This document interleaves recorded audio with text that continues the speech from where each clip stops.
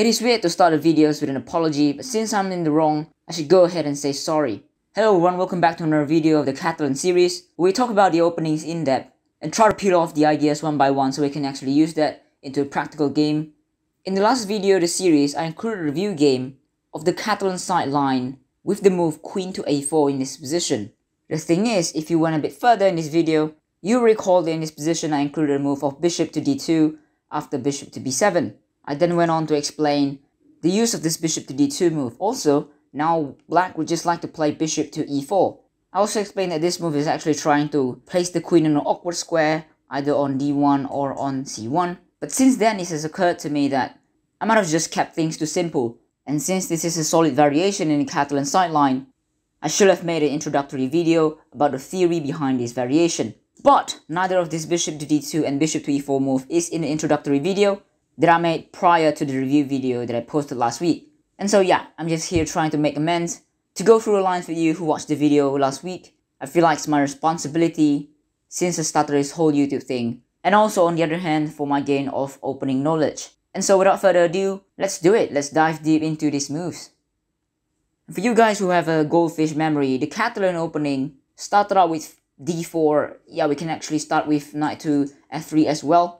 And after this position where Black plays, this Knight to F6, E6 and D5 is solid and a classical line, with Fianchetto Cat to the Bishop to G2, we could see Black taking on C4. The timing in which Black takes on C4 will actually depend on Black. He can also choose to not take on C4 and play something like Pawn to C6, but that will be another video.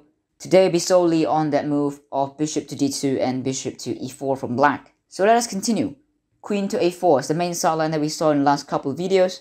And after A6 and B5, we do see Queen to C2. These are all the things that we discussed last few weeks. But after Bishop to B7 and Bishop to D2, which is the move that is so unusual and trendy nowadays, I did not include too much detail, which I should have.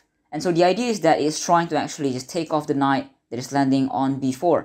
I love this position. Black want to try to play something like Knight to C6 and Knight to B4. We saw that in the last couple of videos, trying to place an awkward pressure on this queen.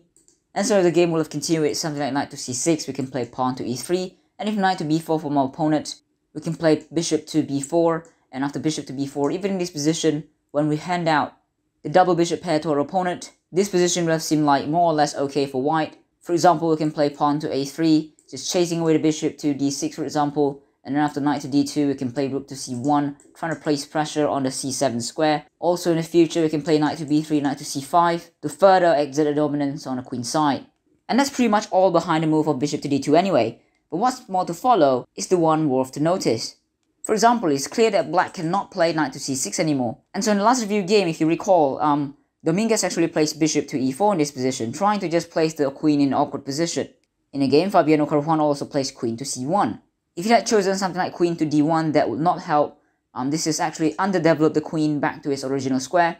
This is also not keeping pressure on the C file, which is the main theme of this Catalan sideline. And if you play Queen to B3, I don't even know what this queen is doing here. You can even start with playing Pawn to C5, Pawn to C4 next move if you don't take the pawn. Overall, this position just becomes playable if White plays a bit carelessly and without thinking. And so alright, Queen to C1 is probably the best move, trying to keep pressure on the C file. So this is how you go with both sides in this Catalan side line. If White ever plays Bishop to D2, this is also a line that I would recommend for both sides. These are so far the best continuation for Black here. The Bishop slides out on the diagonal on the queen side, exert dominance on the center of the board. It can also be brought back to the king side later on to help out sound the defense if it needs to. And you're still watching, I hope the general idea actually just knocks into your head, because I probably might have just underestimated the whole thing when I made the review video last week. But let's just dive deep into the technical stuff. And for the continuation, I don't really expect Black to play Knight to C6. I don't recommend this move as well, just because the queen now is on C1, not on C2, where it can be actually harassed by the Knight to B4. And so in this position, playing Knight to C6 is actually no good. It does not have a clear purpose or clear pathway to get this Knight a good home and a good attacking outpost. And so in this position, I recommend what Dominguez did in the last review game, plays Pawn to C6. Now we're also not going to play Knight to D7 because of this potential Bishop to A5 hitting C7 square. We don't have to go into this. And so the move Pawn to C6 actually gets the pawn under control, under protection of the White Bishop. It is protected by the Knight as well. And if let's say white plays pawn to e3, which is not really recommendable and not the best move for white, we can even develop like this, knight to d7 for example. White plays knight to c3, which is a logical move. Black can go to g6, and if knight to h4, we can even just go bishop to d3, hanging out on this diagonal a bit.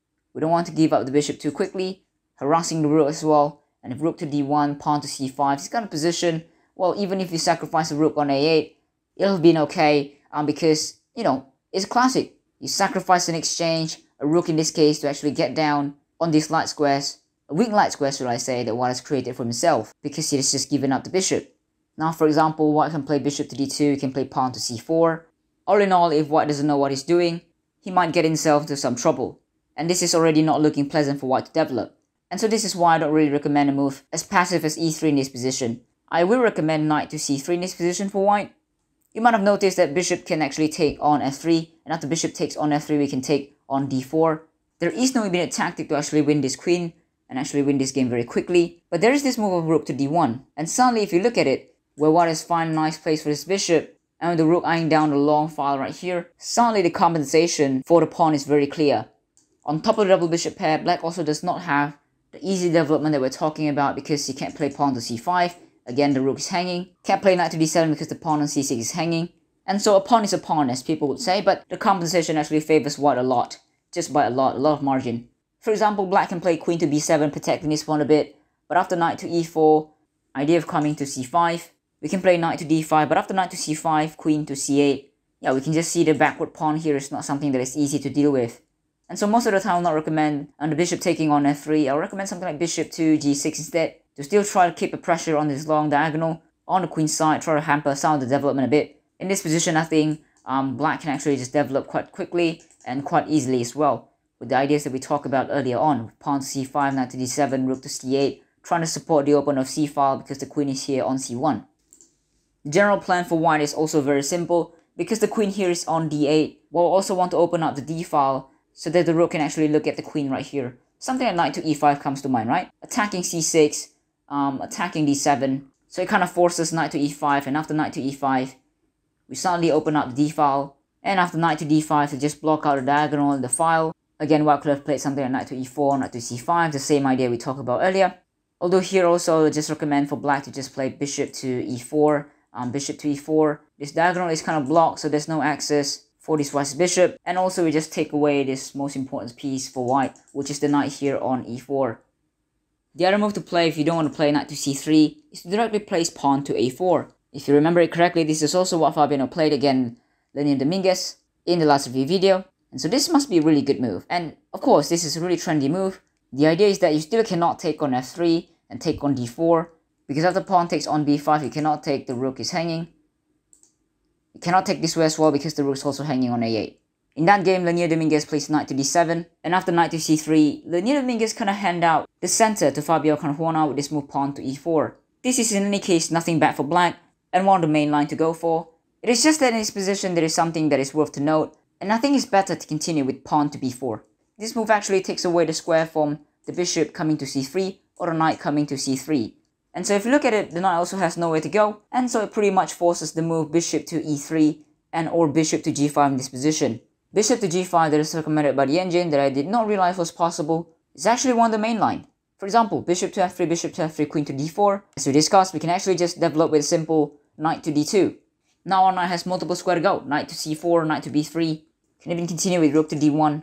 And so for a cost of the pawn, I think white has a very nice compensation right here.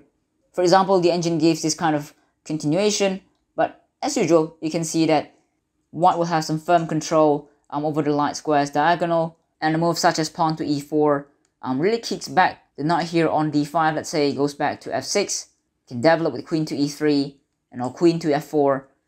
The move that I'll probably make for improvement is probably something like pawn to h6.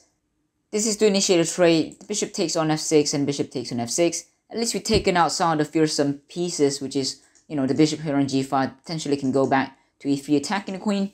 And it just goes back to e3. I think we can just counter with bishop to c5. In any case, we defend. Something like bishop takes c5, queen takes c5. Not the easiest task to defend, but I think a pawn is a pawn. Worst case scenario, black can just give it up for some of the quick development that black can expect. So all in all, I think, both sides can actually just expect a dynamic play here in the middle game. it is fine for both sides to continue like this. Even if knight to d6 is played, we can just trade in c1. This is fine for black.